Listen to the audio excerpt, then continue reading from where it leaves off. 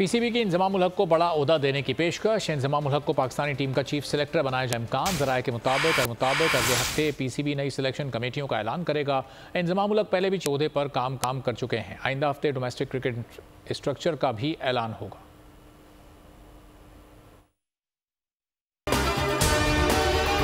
अगर आपको ये वीडियो पसंद आई है तो हमारे चैनल को सब्सक्राइब करें और बेल आइकॉन पर क्लिक करें। तारीख का अमीन,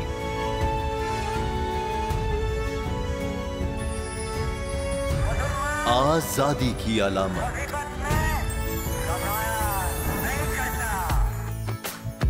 हुस्न का आईनादार, फिक्र नजरिए की अक्कास, सरफराजी का गवाह, यानी हम सबका निगहबान पाकिस्तान।